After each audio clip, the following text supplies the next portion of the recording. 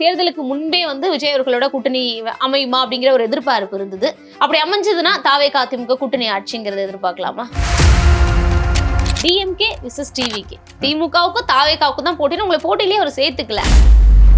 இங்க இரு முனை போட்டி மட்டும்தான். ஒண்ணு இன்னொன்னு.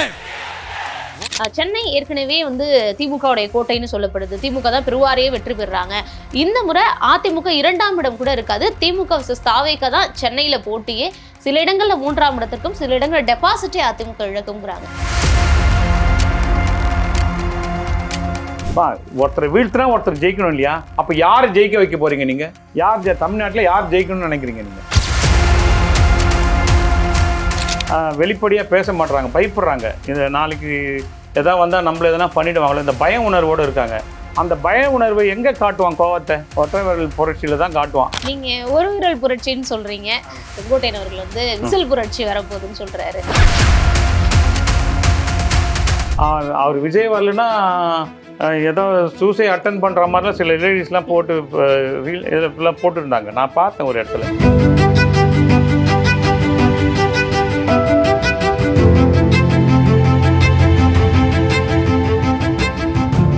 ஒரண்டே தமிழ் நேயர்களுக்கு வணக்கம். இன்றிடம் நிகழ்ச்சியில் நம்முடன் இணைந்திருப்பவர் அதிமுக கொள்கை பரப்பு துணை செயலாளர் திரு கொளத்தூர் கிருஷ்ணமூர்த்தி அவர்கள். சார்கிட்ட கேட்க நிறைய கேள்விகளும் சந்தேகங்களும் இருக்கு, பேசுவோம். வணக்கம் சார். வணக்கம் மேம்.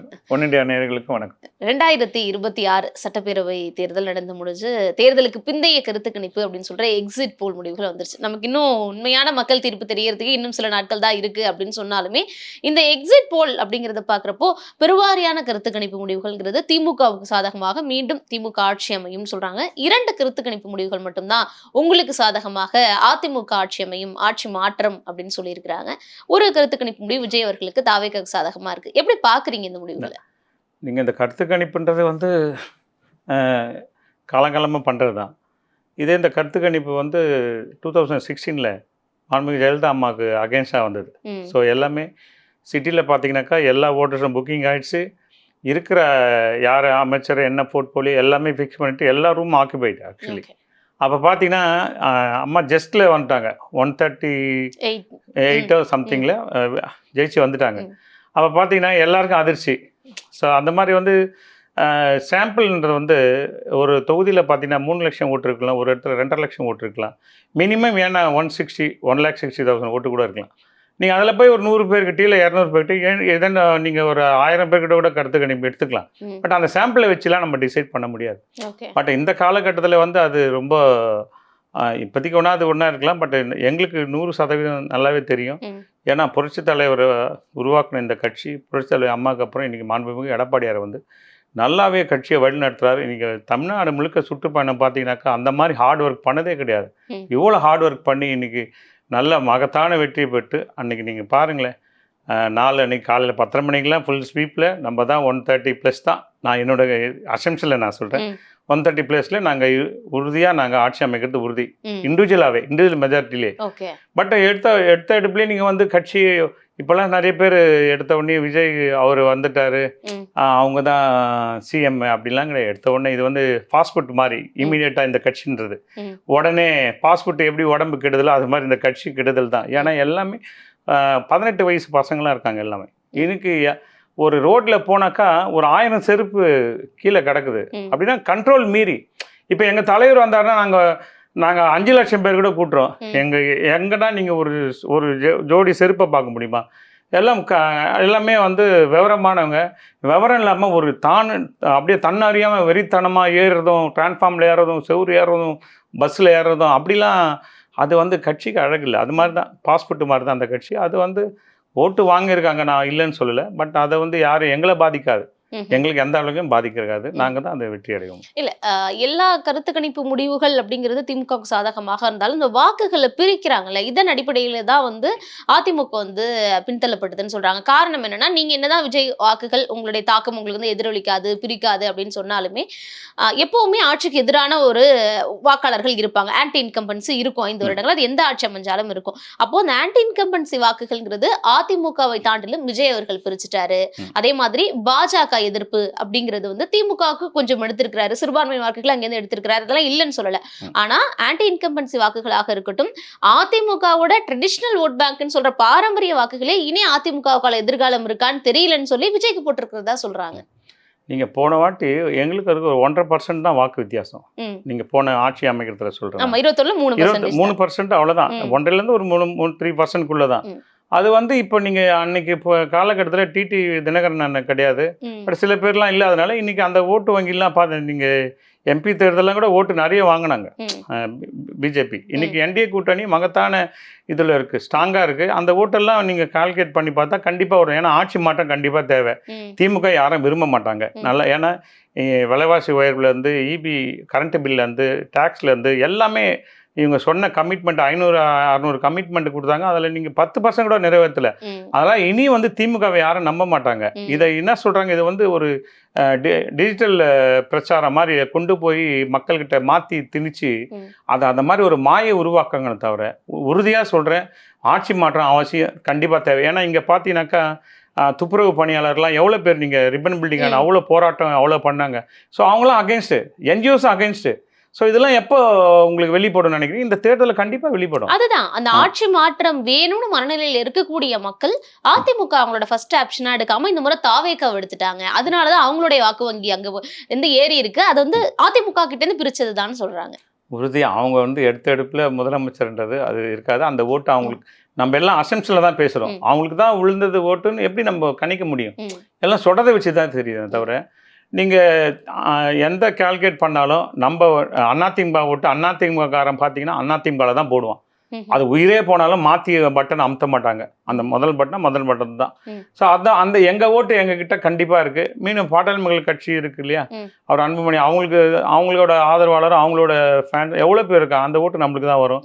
இன்னும் பார்த்தீங்கன்னா இன்றைக்கி மோடி அவர் ஆட்சியை வந்து அங்கே இருக்கிறதுனால அவர் ஃபண்டிங்லாம் அவங்க தான் ஃபண்டிங்கே நம்ம ஒதுக்கணும்.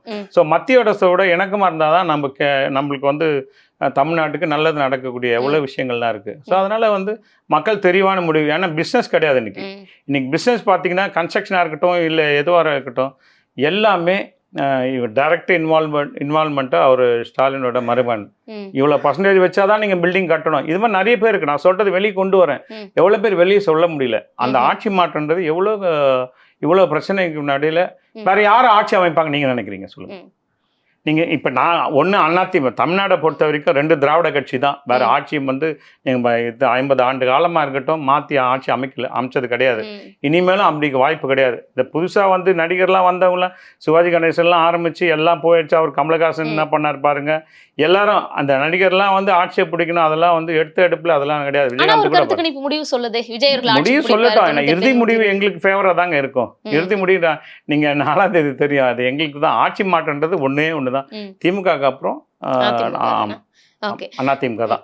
ஏன்னா நீங்க போன 10 வருஷம் போன அந்த 5 வருஷத்தையே மாற்றி அமைச்சது அம்மா மட்டும்தான். ஏன்னா எல்லாரும் வந்து வராது அப்படின்னு சொல்லி அம்மா மீண்டும் அந்த 10 வருடம் இன்னும் அடுத்த முறையும் முதல்வராக வந்தது ஒரு வரலாற்று சாதனை. அதான் நீங்க அதையே கணக்கிட்டு பாருங்களேன். 2016 வந்து 11ல நீங்க ஆட்சியில இருக்கீங்க, 16ல மீண்டும் தேர்தல் வரப்ப மக்கள் நல கூட்டணின்னு ஒரு கூட்டணி ஃபார்ம் ஆகுது. அப்போ 3ஆவதாக ஒரு கட்சி வருது அப்படின்னாலே வந்து அது வந்து ஆளும் கட்சிக்கு தான் சாதகமா இருக்கும் அப்படின்னு சொல்லப்பட்டது. இருந்தாலும் திமுக தான் வருவாங்க, ஆட்சி மாற்றம் வந்திருக்கு, ஆன்டி இன்கம்பன்சி நிறைய அதிமுகவுக்கு இருக்கிறதுனால பெருவாரியான கருத்து கணிப்பு முடிவுகள் திமுகவுக்கு சாதகமா இருந்தது. ஆனா மக்கள் நல கூட்டணி பிரிச்ச வாக்குகள் உங்களுக்கு சாதகமா அமைந்து 2016ல மீண்டும் அதிமுக தான் ஆட்சி அமைச்சது. அதுதான் இப்ப 26ல நடக்கும். அது அம்மா செஞ்ச சாதனை வந்து நீங்க அப்படி கேட்டா அப்படி கேக்குறீங்க. அம்மா செஞ்ச சாதனை என்னன்னாக்கா நீங்க அப்ப அம்மா உணவகமா இருக்கட்டும், தாலிக்கு தங்கமா இருக்கட்டும், நிறைய மகளிருக்கு பிறக்கிற குழந்தை வரைக்கும் கல்யாணம் பண்ணி கொடுக்குற வரைக்கும் அவ்வளோ நலத்திட்டங்கள் எல்லாமே அவங்களுக்கு அந்த மாதிரி விஷயங்கள்லாம் பண்ணதுனால அம்மா வந்தாங்க. ஜஸ்ட்ல வந்தது அதான் காரணம். அம்மா செஞ்ச நலத்திட்டம் தான். அதே வழியை பின்பற்ற அண்ணன் எடப்பாடியாரும் அதே நிலைமை தான். இன்னைக்கு வந்து எடப்பாடியார் வந்தாதான் இந்த நாடு நல்லா இருக்குன்னு மக்கள் முடிவு பண்ணியிருக்கான். அது வெளியே தெரிய மாட்டேது. ஏன்னா வெளியே தெரிந்தாக்கா இப்போல்லாம் வெளிப்படையாக பேச மாட்றாங்க, பயப்படுறாங்க. இந்த நாளைக்கு எதாவது வந்தால் நம்மள எதனா பண்ணிடுவாங்களோ இந்த பய உணர்வோடு இருக்காங்க. அந்த பய உணர்வை எங்கே காட்டுவான்? கோவத்தை எதிர்ப்பை காட்ட மாட்டான். அந்த ஒற்றை விரல் புரட்சியில் தான் காட்டுவான். அது நீங்கள் கண்டிப்பாக நடந்திருக்கு. அது எல்லாம் மூடி மறைக்கிற விஷயம் இல்லை. நீங்கள் 4ஆம் தேதி தெளிவாக நீங்கள் அதுக்கு வரைக்கும் பொறுமையாக இருங்களேன். நீங்க ஒரு விரல் புரட்சின்னு சொல்றீங்க. உங்ககிட்ட இருந்த முன்னாள் அமைச்சர் தற்போது தாவேக்காவில் இருக்கக்கூடிய செங்கோட்டையன் அவர்கள் வந்து விசில் புரட்சி வரப்போகுதுன்னு சொல்றாரு. தமிழ்நாடு முழுக்க 200க்கும் மேற்பட்ட தொகுதிகளில் வெற்றி பெற்று உலகம் முழுக்க விசில் புரட்சி வந்து எதிரொலிக்கும் பாருங்க அப்படின்றாரு. ஏன்னா அவரு வயசுல மூத்தவர், நம்ம அவரை குறை சொல்லக்கூடாது. ஏன்னா அவரு அதிமுக தான் அதிமுக தான் அவர் லைஃபே. இன்னைக்கு இத்தனை கோடி சொத்துக்கெல்லாம் யாரு அவருன்னா தன்னிச்சையா சம்பாரிச்சதா அவர் இல்லை அவர் எதனா மிட்டா மிராசா? இன்னைக்கு அதிமுக சம்பாரிச்சவங்க தான் இன்னைக்கு இத்தனை ஏக்கர் இடத்துல இருந்து எல்லாம். அது அதிமுக குறை சொல்லக்கூடாது. நான் இப்போ சொல்றேன், நீங்க அவர் செங்கோட்டைனா அவர் தொகுதியில ஜெயிக்கிறது கஷ்டம்ன்ற நான். அப்படியா? ஆமா, உறுதியா. நீங்க இத்தனை வருஷம் அதிமுகலேருந்து நீங்க சடனா மாறி அந்த கட்சிக்கு போன தொண்டெல்லாம் முட்டாள் கிடையாது. தொண்டன் தெளிவா இருக்கும். அதிமுக தொண்டெல்லாம் ஒன்றையும் அம்மாவோட ஆளுங்க, புரட்சி தலைவர் ஆளுங்க இன்னும் வந்து காலங்காலமா இருக்குதுன்னா நீங்க ஜெயிப்போன்னு நினைக்கிறீங்க. அது கண்டிப்பா அவரே ஜெயிக்க முடியாது. அவர் சொல்றாரு, ஏன்னா இருக்கிற கட்சிக்கு எப்பயுமே புகழ்ந்து பேசிதான் ஆகணும், அதனால பேசுவாங்க. ஆனா எங்களை வந்து பாரம்பரியமான கட்சி எங்களுக்கு அதிமுக, உலகத்திலேயே 3வது கட்சி எங்களுக்கு. சரிங்களா? அதனால வந்து குறை சொல்றவங்க அவர் பேசினாதான் அங்க மரியாதை இருக்கும். அதனால அவர் பேசலாம். அவரை நான் குறை சொல்றது விரும்பல. அதிமுக கூட்டணியில வந்து பாமக இந்த முறை வந்து இருக்கிறாங்க, வன்னியர்களுடைய வாக்குகள் வரும்னு சொல்றீங்க. கடந்த 24 தனித்து போட்டிட்டு இருந்தாலுமே ஒரு வாக்கு சதவீதத்தை வந்து நிரூபிச்சாங்க பாஜக. சோ இதெல்லாம் எங்களுக்கு வந்து டபுள் இன்ஜின் சர்க்கார் அமையணும் அப்படிங்கன்னா மத்தியில இருந்து ஃபண்ட் எல்லாம் நாங்க வாங்கி கொடுக்கணும்னா இதை வந்து மக்கள் தேர்ந்தெடுப்பாங்கன்னு. ஆனா கடந்த 21ல வன்னியர்களுடைய வாக்குகள் வந்து உங்களுக்கு கை கொடுத்தது. அது சேலம் மாதிரியான பெல்ட்ல வந்து கண்கூடாக பார்க்க முடிஞ்சது, சீட்டா கன்வெர்ட் ஆனிச்சு. ஆனா இந்த முறை அது ஆகுமாங்கிற பெரிய கேள்வி இருக்கு. காரணம், ராமதாஸ் அவர்கள் வந்து தனியா இருக்காரு. அவரு தனியா வந்து அதுவும் வன்னிய சமுதாய மக்கள் அதிகமா இருக்கக்கூடிய பகுதியில அவரும் வேட்பாளர்களை களமிறக்கி இருக்காரு. அது எந்த அளவுக்கு உங்களுக்கு கை கொடுக்கும்? ஒரு விஷயம் தெரியணும். மருத்துவர் ஐயா தான் அவங்க சன்னை கொண்டு வந்தாரு. அவரே தான் நம்ம முதல்வர் வேட்பாளர்னு சொல்லி கொண்டு வந்தாரு. இப்போ அவருக்கு ஒரு விஷயம் இன்டர்னலாக பர்சனலாக ப்ராப்ளம் இருந்தாலும் அவரை உடனே குறை சொன்னாக்கா உடனே தொண்டம் பூரா மாறிட மாட்டான். இன்னைக்கு அவருக்குன்னு ஒரு செல்வாக்கு இருக்கு. அன்புமணி ஐயாவுக்கு வந்து அவரு வந்து பெரிய செல்வாக்கோடு தான் இருக்காரு. அதுதான் நான் திரும்ப திரும்ப சொல்றேன். அவரு எப்போ போனாலும் அவர் மருத்துவர் ஐயா ஃபோட்டோ எல்லாமே அவர் எங்கன்னா போட்டிருக்காரா பார்த்தீங்களா? அதனால அவர் கட்சிக்கு தலைவன்ற முறையில் அந்த ரெஸ்பெக்டோடு இருக்காரு. அதனால அவர் தொடர்ந்து நம்மளோட இணக்கமாக இருக்கிறதுனால அன்புமணி ஐயா நிறைய ஓட்டு வாங்கி அது நம்மளுக்கு கை கொடுக்கும். டிடிவி தினகரன் நான் தென் மாவட்டம் ஃபுல்லாகவே அவருக்கு கை கொடுக்கும். எல்லா ஓட்டும் நம்மளுக்கு ஃபேவராக தான் இருக்குது. அதில் நீங்கள் பிரித்து பார்க்கறதுல எந்த யூஸ் இல்லை. இல்லை, அது நம்ம பிரித்து பார்க்க வேண்டிய ஒரு அவசியம்ங்கிறது இல்லை. இப்போ டிடிவி தினகரன் அவர்கள் உங்க கூட இருக்காங்க. அதனால கடந்த முறை அவர் இல்லை, அவர் இல்லாததுனாலேயே 21 தொகுதிகளில் வந்து வெற்றி வாய்ப்பை அதிமுக இழந்ததுன்னு 21ல நம்ம பார்த்தோம். இப்போ அவர் இருக்கிறதுனால அந்த தொகுதிகள் எல்லாம் எங்களுக்கு பெனிஃபிட்னு நீங்கள் சொல்லலாம். ஆனால் சசிகலா அவர்கள் தனியாக போடுறாங்க. அதுவும் அவங்க இருக்க ஒரு சில தொகுதி தென் மாவட்டங்கள்ல வந்து நல்ல முகம் தெரிந்த அந்த லோக்கல்ல நல்லா இருக்கக்கூடிய ஒரு தலைவர்களையே களமிறக்கி இருக்காங்கிறப்போ அந்த சமுதாய வாக்குகள் இன்னும் கொஞ்சம் பிரிய தானே செய்யும். உங்களுக்கு சரி, எவ்வளவு ஓட்டு பிரியும் நினைக்கிறீங்க? ஒரு 1000 ஓட்டு பிரிக்குமா? வேற என்ன பிரியும்? பெருசா தாக்கம்லாம் கிடையாதுங்க. ஆக்சுவலா அவங்க எல்லாம் வந்து இது மாதிரி பண்றதே பெருந்தவறு. ஏன்னா இந்த கட்சியை வந்து அம்மா தலைவர் ஆரம்பித்த கட்சி, அம்மாவை இவ்வளோ பாதுகாப்பாக வச்சுருந்தாங்க. அந்த கட்சியை அழிக்கணும்னு யார் நினைச்சாலும் அது வந்து அவங்களுக்கு தோல்வியை தவிர இந்த அழிக்கணும்னு நினைக்கிறவங்களுக்கு வேற இந்த வெற்றி வாய்ப்புன்றது சும்மா. அதெல்லாம் பேருக்கு ஒன்றா அது பயங்காட்டுற மாதிரி நிற்கலாம். நாங்கள் தான் அது உள்ளே போலியே, நாங்கள் தான் இண்டிவிஜுவல் 130+ வந்துருவோமே. ஸோ அதை பற்றி நம்ம கவலைப்பட வேண்டிய வேலை கிடையாது. சென்னையை பொறுத்த வரைக்கும் பெருவாரியான கருத்து கணிப்புகளாக இருக்கட்டும், இந்த கருத்து கணிப்பு எடுக்கக்கூடிய பத்திரிகையாளர்கள், அரசியல் விமர்சகர்கள் சொல்லக்கூடிய கருத்துமே சென்னை ஏற்கனவே வந்து திமுகவுடைய கோட்டைன்னு சொல்லப்படுது. திமுக தான் பெருவாரியே வெற்றி பெறுறாங்க. இந்த முறை அதிமுக 2ஆம் இடம் கூட இருக்காது. திமுக தாவேக தான் சென்னையில போட்டியே. சில இடங்கள்ல 3ஆம் இடத்திற்கும் சில இடங்கள்ல டெபாசிட்டே அதிமுக இழக்குங்கிறாங்க சென்னையில. இப்போ விஜய் வந்து ஸ்பாய்லர் சொல்லுங்க. யார் ஓட்டை ஸ்பாயில் பண்ணுறாருன்னு எப்படி நம்ம கணிக்க முடியும்னு நினைக்கிறீங்க? அது அதிமுக மட்டும்தான் ஸ்பாயில் பண்ணுறாருன்ட்டு எப்படி தெரியும் நம்மளுக்கு? ஏன் அது திமுக ஸ்பாயில் பண்ணதா எடுத்துக்கூடாதா? அப்படி திமுக ஸ்பாயில் பண்ணாக்கா நாங்கள் தானே பவராக வருவோம். ஏன் ஒரு தலைப்பட்சமாக இப்படி நினைக்கணும்? அவர் யார் ஓட்டு ஸ்பாயிலும் யாருக்கும் தெரியாது. சரிங்களா? அந்த ஓட்டு வந்து ரிசல்ட் முடிவில் தான் தெரியும். அதனால வந்து அவர் விஜயால எங்களுக்கு தாக்கன்றதெல்லாம் வந்து கொஞ்சம் கூட கிடையாது. ஏன்னா அவர் கட்டமைச்சதே அப்படி கட்டமைச்சிட்டாரு. டிஎம்கே விசஸ் டிவிகே, திமுகவுக்கும் தாவேகாவுக்கும் தான் போட்டின்னு உங்களை போட்டியிலேயே அவர் சேர்த்துக்கல. அதனாலேயே வந்து அந்த மாதிரியான ஒரு பிம்பம் கட்டமைக்கப்பட்டு இவங்க 2 பேருக்கு முடியல தான் சென்னையில மாநகரங்கள்ல போட்டி அதிகமா இருக்குன்றாங்க. நீங்க தாவேகால பேர் சொல்ற மாதிரி எத்தனை பேர் சொல்லுங்க பார்ப்போம். செங்கோட்டையன் எடுத்துங்க. இப்போ ஜேசிடி கூட இப்போ தான் போனா ஜேசிடி. அவர் விஜய் அவரும் ஆதவ் அர்ஜுன், புஷி ஆனந்த். செலக்டராக எத்தனை பேர்? 10 பேர் தான் தெரியும். இங்கே பார்த்தீங்கன்னா மாதாவரத்தில் ஒரு வேட்பாளர் இருக்கார், பேர் தெரியல, யாரும் தெரியல. நீங்கள் அங்கே அறிமுகம் நாங்கள்லாம் பார்த்தீங்கன்னா அனுபவம் வாழ்ந்தவங்க, எக்ஸ் எம்பியாக இருக்கட்டும், எக்ஸ் எம்எல்ஏ இருக்கட்டும், அமைச்சராக இருந்தவங்க, இவங்க தான் வேட்பாளர். இவங்கன்னா யாருக்கு ஒன்றாலும் தெரியும். அவங்களே வேட்பாளருக்கே தெரியல, யார் வேட்பாளர்னு தெரியல சில இடத்துலலாம். நீங்கள் சிட்டியில் ஒன்றா சிலது அப்படி இப்படி இருக்கலாம், பட் மப்சல் சைட்லலாம் பார்த்தீங்கன்னாக்கா உங்களுக்குலாம் சொல்கிற அளவுக்குலாம் கிடையாது. ஒரு தொகுதிக்கு எதனா ஒரு 5000 ஓட்டு, ஒரு 6000 ஓட்டு, இந்த அந்த 18 வயசு பசங்க வந்து லேடிஸை கொஞ்சம் போட்டிருக்கலாம். ஒரு அதிகபட்சமாக ஒரு 10,000 ஓட்டு எடுத்து அந்த 10,000 ஓட்டு எங்களை பாதிக்காதுன்னு சொல்கிறேன் நான். சென்னையில் இப்படி சொல்கிறாங்க, நீங்கள் சொல்கிறீங்க, நீங்களும் திட்டக்குடியில் பொறுப்பாளராக இருந்தீங்க. அப்போ கிராமப்புறங்களில் விஜய் அவர்களுக்கு அந்த அளவுக்கு இருக்கு, அங்கே வரைக்கும் விசில் போயிருக்குங்கிறாங்களே, நீங்கள் இல்லைங்கிறீங்களா? நீங்கள் நேரடியாக பார்த்துருக்கீங்க. அவர் இன்னும் 2 தேர்தலை சந்திக்கணுமா? இப்பயும் எடுத்த உடனே முதலமைச்சர் அது மாதிரிலாம் யாரும் வரல. இப்போதான் கட்சி, அப்போதான் பிறந்த குழந்தை மாதிரி இப்போதான் அப்படியே வராரு, ஒரு படிப்படியாக வந்துட்டு இருக்காரு, அவ்வளோதான். தவிர எடுத்த உடனே நம்ம அந்த ஃபுல் ஸ்விங்கில் முதலமைச்சர் கனவோ இந்த மாதிரி சொல்கிறதோ சரி வராது. இது எலெக்ஷனுக்கு அப்புறம் அவர் பசங்களெல்லாம் பாதுகாக்கணும். சில இடத்துல நான் அவர் கோரிக்கையாக வைக்கிறேன். ஏன்னா அவர் விஜய் வரலன்னா ஏதோ சூசை அட்டன் பண்ணுற மாதிரிலாம் சில லேடிஸ்லாம் போட்டு இதெல்லாம் போட்டுருந்தாங்க, நான் பார்த்தேன் ஒரு இடத்துல. ஸோ அதெல்லாம் கொஞ்சம் அந்த மாதிரி வெறித்தனமாக இருக்குல்லாம் கொஞ்சம் நிப்பாட்டிக்கணும். அது வந்து பசங்களை பாதிக்கும். அதுக்கு தான் நான் பாஸ்போர்ட்டுன்னு சொன்னேன். ஆமாம், அவரு எங்களுக்கு எந்த தாக்கமும் கிடையாதுங்க. அதிமுக உறுதியாக, நான் இப்போ சொல்கிறது தானே உங்களுக்கு, 120க்கு 130க்கு மேலே தான் எங்களுக்கு போகுமே தவிர யாரோட தயவுலையும் நாங்கள் வந்து ஆட்சி அமைக்க மாட்டோம். ஆனால் எடப்பாடியார் தான் அவர் முதல்வராவது உறுதி, அது யாரும் தடுக்க முடியாது. கொங்கு மண்டலம் அதிமுகவுடைய கோட்டைன்னு சொல்லப்படக்கூடிய பகுதி, அது மேற்கு மண்டலம் முழுக்க வந்து அதிமுக தான். பெருவாரம், அது சேலம், தருமபுரி, கிருஷ்ணகிரி, கோவை, இந்த டிஸ்ட்ரிக்ட் எல்லாமே அதிகமான சீட்டுகள் நீங்க வின் பண்ணிட்டு இருக்கீங்க தொடர்ந்து. ஆனா 2021 திமுக ஆட்சி அமைச்சர் செந்தில் பாலாஜி அவர்கள் அங்க பொறுப்பாளராக போடப்பட்டாரு. அது மக்களவை தேர்தலாக இருக்கட்டும், லோக்கல் பாடி எலெக்ஷனாக இருக்கட்டும், அங்க திமுக மிகப்பெரிய அளவுல வெற்றி பெற்றது. அப்போ 26லயும் அதோட எதிரொலிக்கும். தன்னுடைய தொகுதிக்கு போய் வாக்கு கூட செலுத்தாம அந்த அளவுக்கு தீவிரமா வேலை பார்த்திருக்காங்க. அது இல்லாம விஜயோட ஃபேக்டர் இப்படி வர்ற பாதிக்கு பாதி இடங்களை வந்து இந்த முறை திமுக வெற்றி பெற்றோம். இந்த கோட்டையே வந்து இப்ப தக்க வச்சுக்குமா அதிமுகங்கிற பெரிய கேள்வியா இருக்கு. இல்ல, போன வாட்டி நீங்க நம்ம ஆட்சி அமைக்கல, ஆனா கொங்கு மண்டலம் எத்தனை சீட்டு ஜெயிச்சிருக்கோம்? ஆட்சி அமைக்காதே அவ்வளவு சீட்டு ஜெயிச்சிருக்கோம். இப்ப நம்ம ஆட்சி அமைக்கிறனாக்கா இருக்குன்னாவும் கொங்கு மண்டலம் ஃபுல்லா வாஷ் அவுட் எங்களுக்கு தான், அதிமுக தான் ஜெயிக்கும். அப்படியா? ஆமா, உறுதியா. ஆனா கொங்கு மண்டலம் அப்படி இருக்காது. சேலம், கிருஷ்ணகிரி, தருமபுரி, கோயம்புத்தூர் பாதிக்கு பாதி அப்படியே வந்துரும். கரூர்ல இருக்கிற செந்தில் பாலாஜி எதுவுமே அங்க போட்டு நீங்க இங்க நல்ல ஒர்க்கர் ஹார்ட் ஒர்க் பண்ணி ஜெயிப்பாருன்றது இது மக்களோட மனநிலை எப்படி மாற்ற முடியும்? தலைவர் காலத்துல இருந்து கொங்கு மண்டலம் வந்து அதிமுக கோட்டை. அதை வந்து தொடர்ந்து அண்ணன் எஸ்பி வேலுமணி அண்ணனும் நிரூபிச்சுட்டு இருக்காரு, அண்ணன் எடப்பாடி நிரூபிச்சுட்டு இருக்காங்க. இந்த முறையும் அப்படிதான். கொங்கு மண்டலம் ஃபுல்லா நாங்க தான், அதுல எந்த சந்தேகமும் கிடையாது. விட்டு போகாது.